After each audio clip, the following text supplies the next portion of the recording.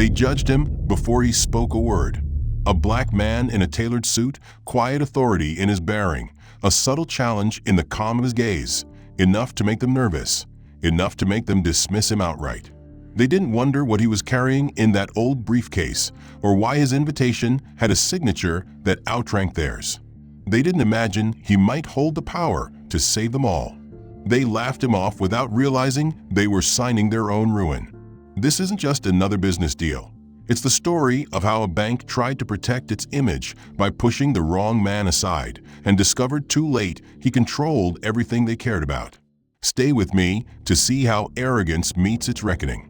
If you're ready for more stories that cut to the bone, hit like, subscribe, and tell me in the comments, where are you watching from? And what do you think would happen if you had that kind of power in your hands? Ellis Booker woke at dawn with the same ritual he'd kept for decades, though the weight of 72 years pressed on his bones like lead. He dressed slowly but meticulously, choosing his charcoal suit with the narrow pinstripes that had seen 1,000 boardrooms, a navy tie knotted tight at his throat. He paused before the mirror to brush a few stray silver hairs back into place. His eyes narrowed with a fierce concentration that belied the tremor in his fingers. In the quiet of his small bedroom, he slipped a folded cream-colored invitation into his inside coat pocket, a thick, official document embossed with the bank president's personal seal and signature. He'd read it the night before with Tessa, his granddaughter, who had barely sat still with excitement. "They want you, Grandpa. They need you. This is the deal that saves them." He'd smiled faintly, squeezed her hand, and said, "That's the plan, sweetheart." But behind his calm voice, he'd felt a fire kindling in his chest. Today wasn't just business. It was proof. Proof that after a lifetime of struggle, of humiliation swallowed and dignity guarded like treasure, he still mattered. That respect, real respect, could be earned and kept, even in a world that tried to take it away. When he arrived at the bank headquarters, dawn light gleamed off the glass walls like gold. The new VIP entrance was designed to impress, with black marble steps and heavy brass handles that reflected his stooped but deliberate approach.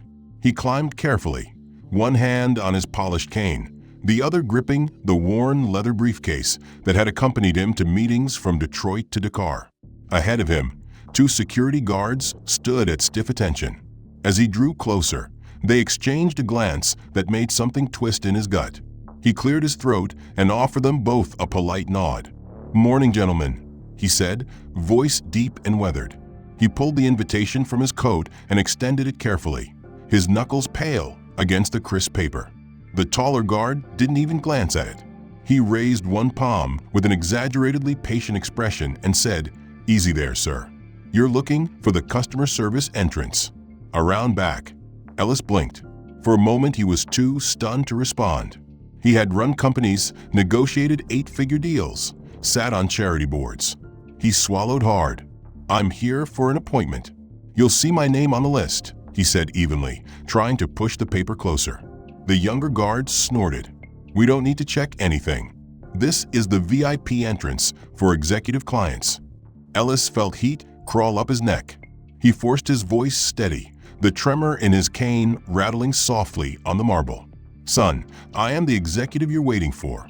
I'm here to finalize your bank's last chance at solvency." That got the tall guard's smile to falter into a sneer. He took a step forward. "Sir, I'm not going to ask you again. You're holding up the line. If you're lost, we'll call someone to help you." Ellis glanced behind him. A line of young professionals in sleek suits and pencil skirts had begun to form. They averted their eyes, avoiding his gaze, pretending not to hear the exchange. One man sighed audibly and said, "God, can he hurry up?" The older man's heart hammered painfully in his chest. He tried again, quieter now. "I'm not lost." Ellis extended the invitation, straightening the crumpled corner carefully against his palm before holding it up between them. The creamy paper was thick, high-end, embossed with the bank's crest in gold leaf. The president's signature sprawled across the bottom in confident blue ink. Ellis spoke slowly, carefully enunciating every word to keep the tremor from cracking his voice. "This is an official invitation from your president, Mr. Graham himself. You'll see my name there, Ellis Booker. "We have an appointment scheduled for this hour." He held it out so close the guard would only need to lean forward an inch to read it, but the man made no move to do so. Instead, he glanced at it with a lazy, disinterested squint and sniffed dismissively. "Anyone can print something like that these days," the guard said, voice heavy, with contempt barely disguised as professional calm. His partner let out a sharp huff of laughter at that, quickly stifled, but not before the sound drifted out onto the street, where it seemed to echo against the glass walls. Ellis blinked, jaw tightening, feeling a flash of hot, sudden anger that surprised even him. He wasn't some lost old man clutching at dignity he didn't deserve. He'd built companies from the dirt up, had the scars to prove it, and had sat in boardrooms where no one else in the city looked like him. He breathed once, controlled, then tried again. "Gentlemen, listen. I understand you're doing your jobs, but you're mistaken. I'm not here to waste time. I'm here to finalize an agreement worth over $3 billion to this institution. If you just take the document and verify it with your list, you'll see I am exactly where I'm supposed to be." His voice didn't rise, but it pressed like a weight. The words fell heavily in the hush that had gathered around them. Several people in line behind him shuffled uncomfortably, pretending interest in their phones. One woman cleared her throat awkwardly and looked pointedly away, refusing to meet his eye. The guard's smirk didn't waver. He gave a theatrical sigh, shifting the weight of his belt with exaggerated weariness. "Sir, you really don't want to get yourself worked up here," he said in a voice dripping with a mock concern that made Ellis's gut twist. "It's early. You're clearly not feeling well. You don't want to get too excited at your age, right? Let's not make this a medical emergency." His partner snorted again, openly this time, as if the joke were too rich to keep inside. Ellis's mouth felt like sand. He swallowed hard, his throat clicking, the insult landing like a slap. He saw in his mind Tessa's hopeful eyes, the trust she'd put in him to fix things. He thought of all the people who would lose their jobs if this deal didn't go through, of the small factories depending on the bank's lifeline, and of the president who'd personally signed that invitation because he knew Ellis's reputation could save them all. He opened his mouth to respond, but the words caught. The invitation shook in his hand. The guard watched that small tremor with sharp-eyed satisfaction, like a predator smelling blood. "Tell you what, Grandpa," the taller man drawled, leaning in just enough that Ellis could see the smirk twitch at the corner of his lips. "Why don't you take a seat somewhere?" "Huh. Wait until someone can verify your little letter. Don't want you passing out in the VIP entrance and scaring the real clients." Behind them, the line shifted, a low murmur rising. A suited man muttered, "Jesus Christ, let him in already," but didn't say it loud enough to challenge the guards. Another man just laughed softly and shook his head like this was entertainment he'd paid to watch. Ellis forced a breath in through his nose, trying to calm the hot red that was building behind his eyes. He couldn't afford to lose control here. Couldn't afford to let them make him into some angry old man yelling in the street. So he did the only thing he could. He forced himself to focus on the door, willing anyone on the inside to notice the commotion, to come out and set things right. That hope flickered when the glass door finally swung open. For a moment, relief lifted his chest, but it fell away as soon as he saw who stepped through. A young man in his early 30s, slim in a sleek navy suit, with hair so precisely parted it looked carved. His eyes were narrow and sharp behind rimless glasses, and his lips were pressed into a thin line that twitched to the corners, an expression carefully balanced between concern and irritation. He paused just outside the threshold, scanning the scene like he was reading a quarterly report, calculating costs and outcomes before he spoke. His gaze landed on Ellis, not with recognition but with faint confusion, then annoyance, like finding litter on an otherwise clean floor. He took a small breath, straightened his jacket, and forced a thin, corporate smile. "Sir," he began, voice carefully measured, clipped to hide the disdain lurking underneath. "This entrance is for our executive clients. We can't have disruptions blocking the way." He didn't look at the invitation in Ellis's hand, didn't even pretend to. Ellis's heart hammered against his ribs. He tried to keep his voice steady, but felt the tremor slip through. "I'm not blocking anyone. I have an appointment." This is your president's own invitation. Check the list. You'll see I'm expected." The manager blinked once, slowly, then let out a quiet breath like he was calming himself. He nodded with a tight, practiced patience that was worse than open hostility. "Sir, I understand you believe you have an appointment, but you're making our guests uncomfortable. This area is reserved for our executive-level clients. We can't allow loitering at the door." The words landed like fists wrapped in velvet. Ellis flinched but refused to move. He tightened his grip on the cane, feeling the rubber tip shift on the marble. He tried again, voice cracking despite his best effort. "Loitering? I'm trying to get in for a scheduled meeting. Your president asked me to be here." The younger guard snorted behind him, a harsh exhale of laughter that cut the silence like a razor. The manager didn't even look back to scold him. Instead, his gaze slid past Ellis to the line of well-dressed clients waiting with growing annoyance. A man in a tailored charcoal suit, face clean-shaven and bored, let out a loud, theatrical sigh that seemed to vibrate with entitlement. "Jesus, get him out of the way already. I have a meeting upstairs," he drawled, voice pitched just loud enough for everyone to hear. Ellis turned to face him, face hot with humiliation, but before he could respond, the manager lifted a hand, cutting off any defense he might have had. He turned his polite smile on Ellis, the expression hardening at the edges. "You see? You're holding up our valued clients. Please, sir, I'm going to have to ask you to leave this area. If you have business here, you'll need to use the customer service entrance. Security can escort you if you're having trouble finding it." The words twisted like a knife. Ellis felt his chest seize, a cold spike of helpless anger threading through the heat of his embarrassment. He thought of Tessa, of her pride in him. He thought of all the young black men and women he'd mentored over the years, telling them to hold their heads high, to earn respect with patience and integrity. He thought of the bank president's letter, the signature he trusted. He thought of the jobs on the line if this deal didn't close today. His vision blurred for a moment. He blinked it clear and tried once more. "I am not leaving. Call your president. He knows who I am." The manager's mouth twitched into a parody of regret. "Sir, let's not escalate this. You're creating a scene. Don't embarrass yourself further. Our clients expect a certain environment here." The words were said softly but carried enough venom to silence the guards, who watched with barely disguised amusement. Ellis's shoulders slumped. He felt old, so painfully old, as if every ache in his back and knee was a reminder he was out of place here. He looked around once more, hoping for help, for someone to speak up. No one met his eyes. He turned back with an effort that felt like lifting the world. The invitation shook in his fingers, but he held it out again, voice raw but firm. "Listen to me. I'm not lost. I'm not confused. I'm Ellis Booker.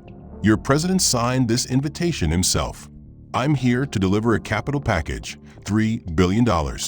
This deal saves your bank." For a moment, the words hung in the air, heavy, cold. The manager's eyes flicked to the paper and back to Ellis's face, unreadable for a heartbeat. Then they crinkled at the corners as a bark of laughter escaped him. It was an ugly sound, too loud, echoing against the marble like a slap. He didn't bother to hide it, didn't even try. He turned his head, just slightly, so the line could see the smirk on his lips, inviting them all in on the joke. $3 billion?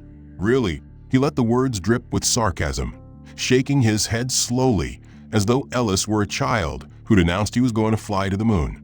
"That's rich. That's the best one I've heard all week." His grin turned viciously polite. "Sir, enough." Ellis's mouth worked soundlessly for a moment.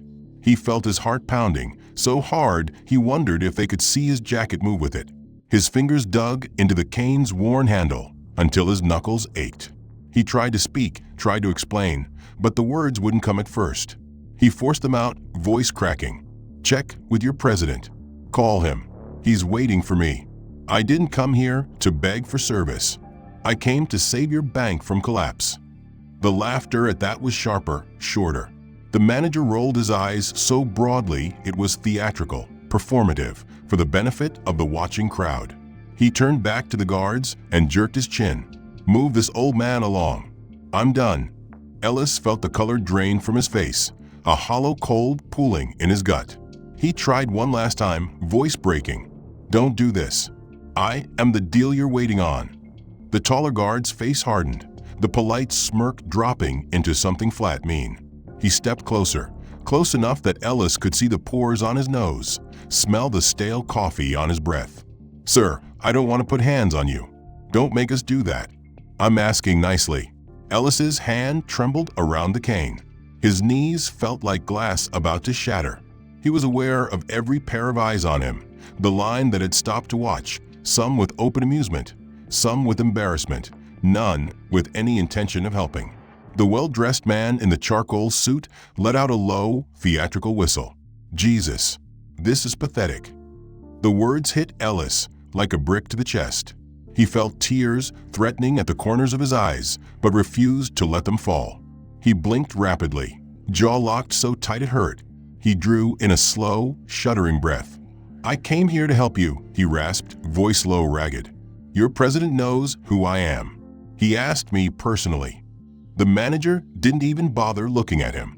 He was already typing something on his phone, back turned slightly, shoulders hunched in dismissive finality. He spoke without lifting his gaze. "I'm sure he did.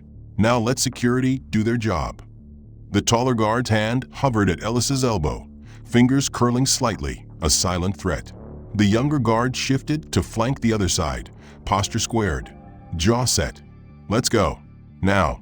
Ellis tried to step back, but his leg buckled slightly, sending a fresh spike of pain shooting up his side. He caught himself with the cane, wincing.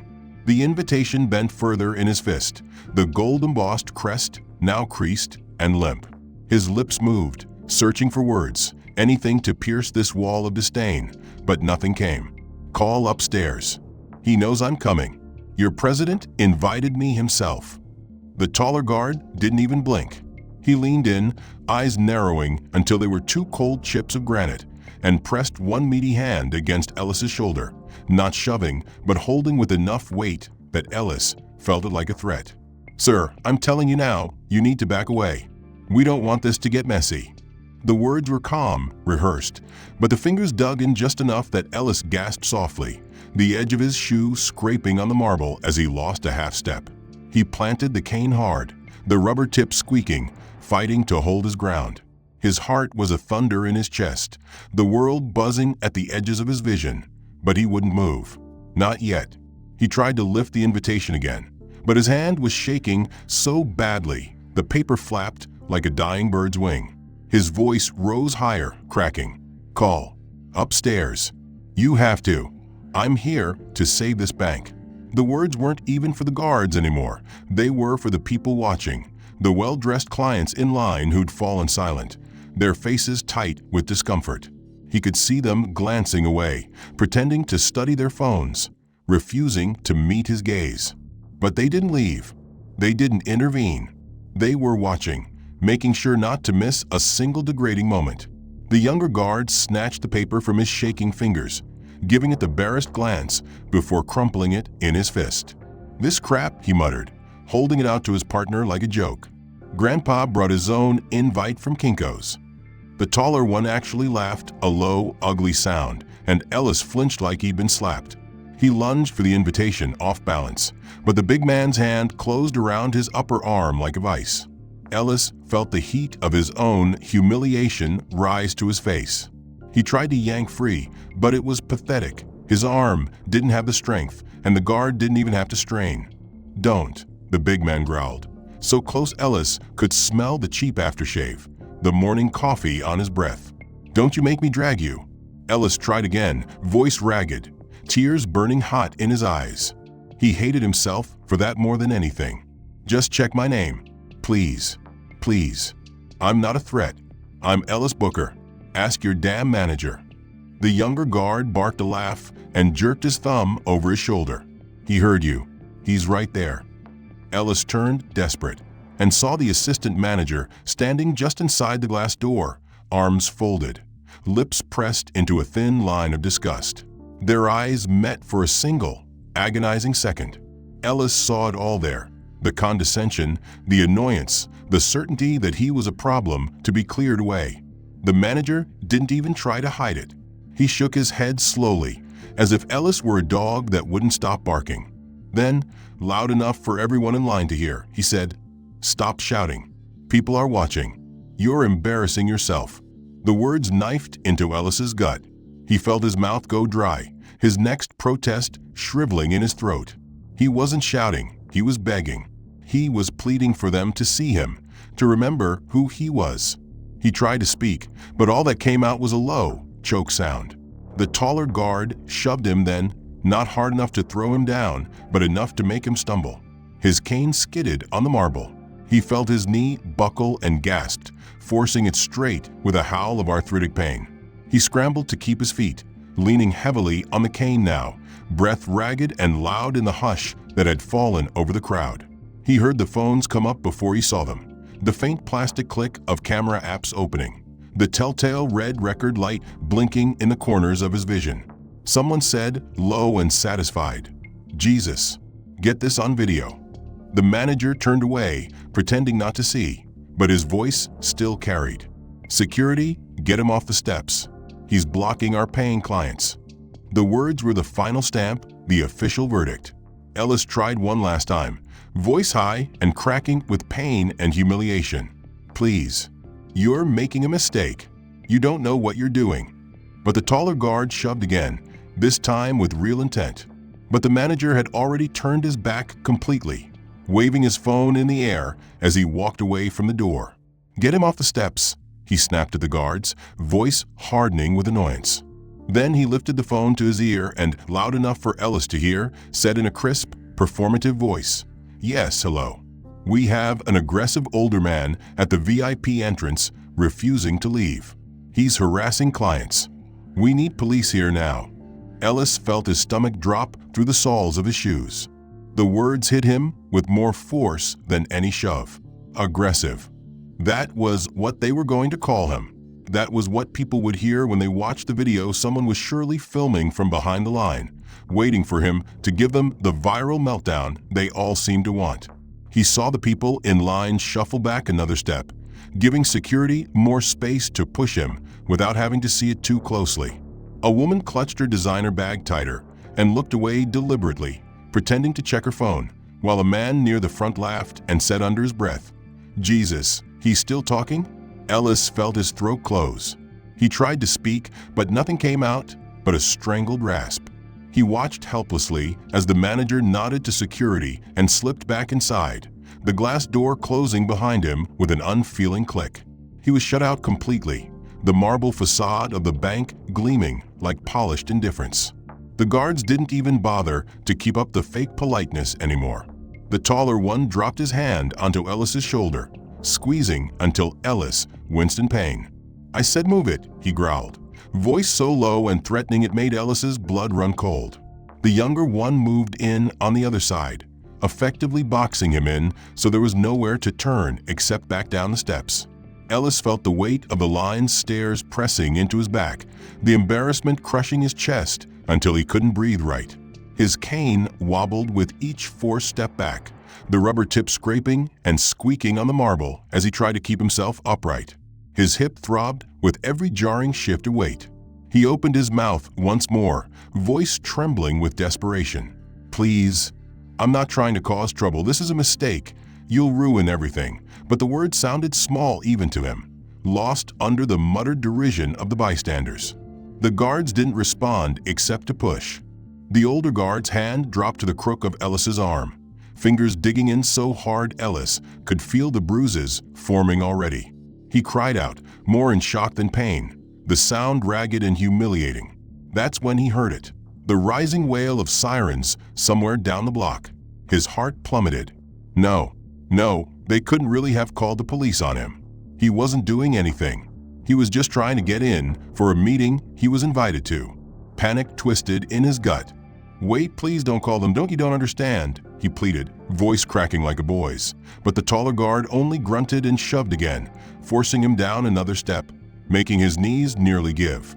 Ellis's cane slipped. He grabbed for it too late and it clattered off the marble, bounced once. and fell to the sidewalk with a dull clack that felt like the final insult.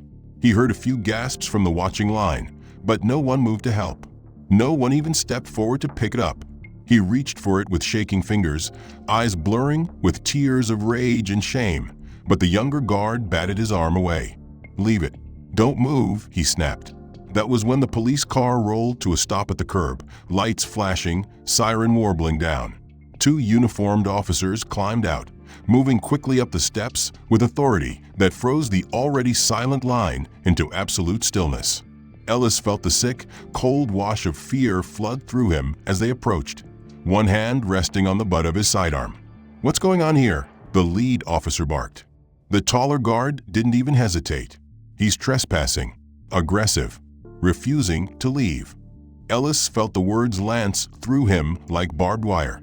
He tried to speak, his mouth opening and closing, but the second officer was already stepping forward. "Sir, turn around. Hands behind your back." "No, please listen. I'm not trespassing. I have an appointment. Please, just call upstairs." But the words meant nothing. The hands were on him, rough and impersonal, twisting his arms behind his back. He saw the glass doors reflecting the blue flash of police lights, and in that mirrored glow he saw himself, small and crumpled, a pitiful silhouette no one had listened to. He slumped further against the seat as the car pulled into traffic, the engine rumbling beneath him. The distant wail of the siren had long faded. There was no hurry now, no urgency, just the bureaucratic machinery rolling over him as easily as it would clear away trash. He closed his eyes and breathed carefully, each inhale catching at the raw tightness in his chest. He tried to focus on anything but the hot prickle of tears. He refused to cry like a child, refused to give them the satisfaction. But the tears came anyway, slow and burning, leaving wet tracks down the deep creases of his weathered face. He felt them slip down to the collar of his shirt, soaking in as if even his clothes were drinking in the humiliation. He turned his head toward the window so the cops wouldn't see. One of them adjusted the mirror anyway, watching him without speaking, face unreadable. Ellis squeezed his eyes tighter. He thought of his cane lying there on the cold marble. His briefcase burst open, contracts and projections, letters of guarantee, all fluttering like worthless scraps in the wind. He could see them in his mind's eye, stomped under polished shoes, as the line of impatient bankers filed in without a second glance at the old man they'd forced out. He swallowed hard, but the knot in his throat didn't budge. He tried to take a deep breath to calm himself, but it rattled in his chest and turned into a broken, silent sob that left him shivering. He felt so cold all over despite the stuffy heat in the car. The hum of the city drifted in through the reinforced windows, muted and uncaring. Traffic crawled. Horns honked distantly. Life moved on without him. His vision swam again, and for a moment all he could see was Tessa's face, her bright eyes brimming with hope the night before. "They want you, Grandpa," she'd said, voice so certain. "You're going to save them." He had squeezed her hand and believed it. He'd believed it because he'd wanted to, because he'd needed to. The phone in his jacket buzzed suddenly, vibrating against his ribs like a dying heartbeat. He jerked in surprise, the cuffs rattling against the plastic divider, sending another spike of pain up his arms. He twisted awkwardly to try to get it, but the cops didn't turn around. He tried to shift enough to fish it from his pocket, but the cuffs made the movement impossible. It kept buzzing until finally, mercifully, it stopped. The silence afterward was deafening. Then it buzzed again, twice in quick succession, signaling a voicemail. The phone fell quiet, but the damage was done. Ellis swallowed hard and pressed his head against the window, the cool glass seeping into his fevered skin. Outside, the air felt cold even though it was a warm evening, and the lights of the city seemed to blur with his exhaustion. His suit was ruined, wrinkled beyond repair, dust and scuff marks smearing the once crisp fabric, his tie hanging askew. He felt every bit of his 72 years. He hailed a cab with effort, forcing himself to stand taller than he felt, ignoring the pain in his hip that threatened to buckle him. The driver hesitated when Ellis tried to get in, eyeing him warily until Ellis snapped, "Do you want the fare or not?" The door slammed behind him harder than he meant. the rattling noise underscoring his frayed nerves. He sat in silence all the way across town, watching the skyscrapers slide past the window in a blur of neon and shadows, thinking about Tessa's voicemail on a loop in his mind. Her voice breaking as she tried to sound brave, saying they'd signed with Iron Trust because he never showed. He closed his eyes against the sting in his chest, his breath shallow and ragged. He saw the bank in his mind, the polished marble steps, the cold gleam of the brass handles, the reflection of the guard's sneers in the spotless glass. He heard the laughter from the line of people who hadn't lifted a finger to help him.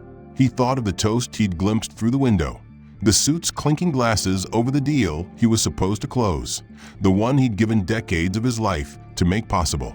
The $3 billion that would have saved hundreds of jobs, kept small factories alive, paid workers who had families to feed. And they'd chosen to humiliate him instead. By the time the cab dropped him off at the press conference venue, a hastily arranged community center hall, its sign flickering weakly in the warm dusk, he turned that humiliation into something hard and cold inside him. He limped inside, the cane tapping with steady resolve on the cracked linoleum. Volunteers who had scrambled to set up chairs greeted him with worry in their eyes, but he didn't stop to reassure them. He had no reassurance left to give. When he stepped onto the low riser they'd cobbled together for a stage, the small crowd fell silent at the sight of him. Reporters jostled for space, their cameras flashing, capturing every crease in his suit, the streaks of dirt on his slacks, the sweat-matted hair at his temples. He gripped the microphone with a knobby, trembling hand, the invitation he'd retrieved from the precinct held tight in the other. The paper was wrinkled, stained, edges torn from where the guard had crushed it. He lifted it slowly, letting them all see it. His voice cracked once before he steadied it. When he spoke, it was low, rough, but clear enough to silence the murmurs. "I went to that bank today," he said, each word falling like a weight onto the room. "Not to ask for a loan, not to beg for charity. I went there to invest $3 billion. A few gasps rose from the back. Cameras clicked. He held up the invitation, shaking slightly, eyes glittering with cold fury. The radio on the counter buzzed softly with news, the words buzzing in and out as the signal wavered. He didn't need to hear it to know what they were saying. He'd seen it already on the small TV in the living room. It had started the night before, even before he'd finished his press conference, his words still hanging in the air like smoke no one knew how to clear. The first clip to go viral was shaky cell phone footage of him pleading at the bank door, voice ragged with desperation. The words, "I'm here to save you," cracking as security closed in. Someone had captioned it, "Black grandfather arrested for trying to help," and within hours it was everywhere. Major networks picked it up almost immediately. By midnight, the bank's official account had shut down comments on all posts after tens of thousands of angry messages flooded in. By dawn, every channel was running the same loop over and over. Ellis being shoved, his cane slipping away from him, his hands raised in surrender as the guards twisted his arms. They slowed the footage down for emphasis, showing the look on his face as something inside him crumpled completely. The audio wasn't clear, but everyone could make out the key words. "Call the president, please." The public was livid. Commentators on the morning shows used words like disgusting, unforgivable, and systemic rot. Clips of the press conference ran back-to-back with the arrest footage, making the contrast between the dignified old man with a broken voice and the thuggish treatment outside the marble doors impossible to ignore. Hashtags calling for boycotts trended worldwide. Tessa had come over around 6, her eyes puffy and red but blazing with anger. She slammed the door behind her so hard the glass rattled and immediately went to him, falling to her knees beside his chair and taking his hand in both of hers. He felt her shaking with fury, the words tumbling out in broken sobs. "They're finished, Grandpa. They're done. I swear to God they're going to pay for this." Ellis didn't say anything at first. He just squeezed her hand, feeling the warmth of her grip steady him in a way nothing else could. He wanted to tell her not to hate them, not to let the poison eat her too, but he couldn't quite form the words. Meanwhile, the bank itself was in full collapse. By late morning, the stock had dropped over 40%. The trading floor flooded with panic sell orders as investors tried to distance themselves from the PR disaster. News helicopters circled the gleaming headquarters, filming the growing crowd of protesters holding signs with his face blown up in grainy black and white. The words "dignity denied" scrawled beneath it in red paint. Inside the building, chaos reigned. Someone leaked video of the emergency board meeting to the press. Grainy footage showing executives screaming at one another across the long polished table, fingers stabbing at spreadsheets and projected losses. The board chair's voice cracked as she demanded to know how they'd let this happen. The VP who'd ordered security to remove Ellis stood there, sweating through a suit, trying to stammer excuses. He pointed at security logs, blamed the guards, blamed miscommunication, blamed unfortunate optics. No one bought it. Reporters swarmed the building when word leaked that he'd been fired on the spot, his personal effects shoved into a cardboard box he carried through the lobby, with cameras snapping from every angle. Footage of him being shouted at by angry protesters played on cable news on a loop. The two security guards who'd manhandled Ellis weren't spared either. Within 24 hours, they were fired. Their names leaked online, faces plastered on every major outlet. One of them tried to apologize in a grainy phone video, voice shaking, but the comments were merciless. Lawsuits started to roll in. Civil rights groups lined up to sue the bank. Each press conference, another nail in its coffin. Employee whistleblowers came forward to confirm that this wasn't the first time people of color had been steered away from the VIP entrance or forced to use the back door. Investigative journalists dug up a decade of quietly settled discrimination claims, splashing them across front pages and leading the evening news. Regulators announced a formal investigation into the bank's practices. Major corporate clients publicly cut ties, citing a zero-tolerance policy for discrimination. Even the bank's own shareholders issued a letter demanding leadership resign immediately to rebuild trust. Months had crawled by like a slow-healing wound, the pain dulling but never truly gone, leaving only a scarred awareness of what had happened that day on the marble steps. The bank itself was a husk now, its windows darkened and the grand entrance permanently closed with plywood and fading protest slogans spray-painted in angry red letters. The nameplate had been pried off or stolen, the brass letters leaving behind stained outlines, ghosts of a reputation that had rotted from the inside. No one talked about investing there anymore. No one boasted of having an account. It was a cautionary tale now, a lecture in business schools on hubris and the cost of bigotry that didn't stay hidden. Ellis had watched it all quietly from his small living room, the TV flickering with news segments and analysis panels. He'd heard the outrage calls for reform and the quick PR moves from other banks, each rushing to prove they weren't like them. He'd seen corporate social media accounts switch to solemn black squares and carefully curated statements about listening and learning. He'd listened to Tessa rant about performative gestures while she angrily typed up petitions and signed people up for town halls. But in the evenings, she'd curl up next to him on the old couch, resting her head on his shoulder while they watched the world try to reckon with itself. He hadn't gone to many of the protests or rallies. His knees didn't let him march much, and the camera flashes made his heart stutter with memories of that humiliating day. But he met with activists in his home.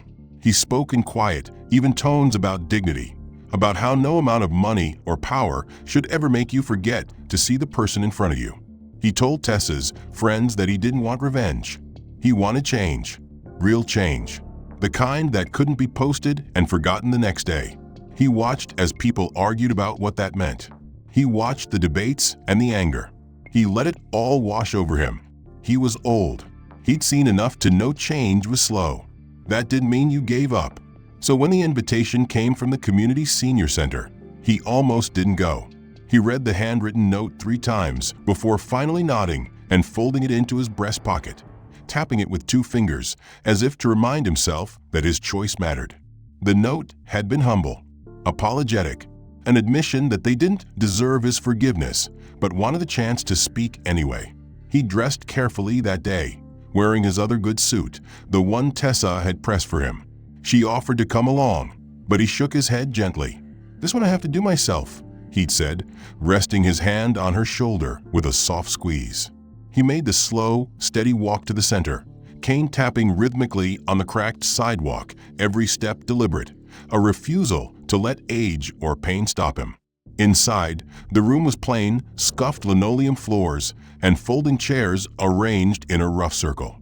A few volunteers milled about nervously, glancing at him with wide, respectful eyes. He nodded to them but didn't smile. He didn't have one in him yet. He spotted the man immediately. The former head of security was smaller than Ellis remembered, out of uniform and slouched with discomfort. He looked older too, though he was probably still in his 40s, hair thinning, lines carved deep around his mouth like he'd been grinding his teeth for months. The man shifted from foot to foot when he saw Ellis, eyes darting away like he wanted to bolt. But he didn't. He stood there, shoulders hunched, wringing his cap in his hands. When Ellis reached the circle, everyone fell silent. The man cleared his throat once, twice, before his voice finally scraped out. "Mr. Booker," he began, the words coming slowly, cracking in places. I know I don't deserve to even look you in the eye. I can't take back what I did that day. I can't pretend I didn't see you, that I didn't make a choice to treat you like that. I can't erase any of it. And I'm sorry. I'm so sorry." His voice trembled, the raw, ugly truth of it choking him.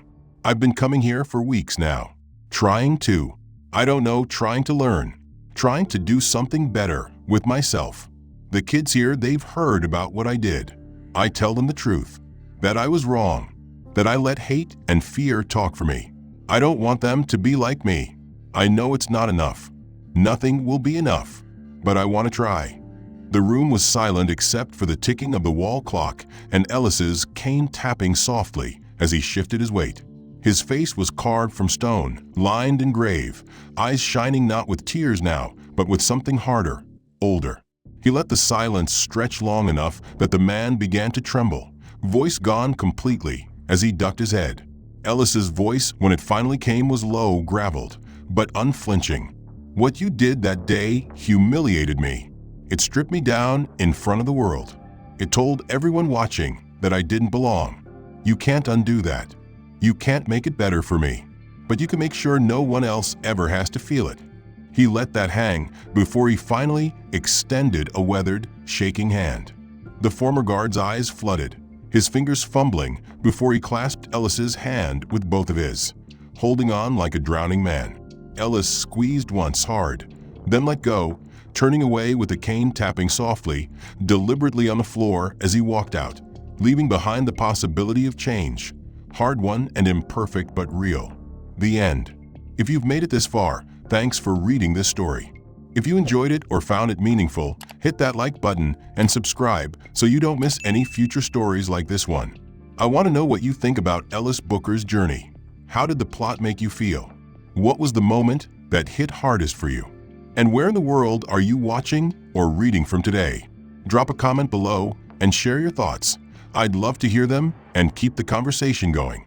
Let's talk about these issues, these characters, and what change really means.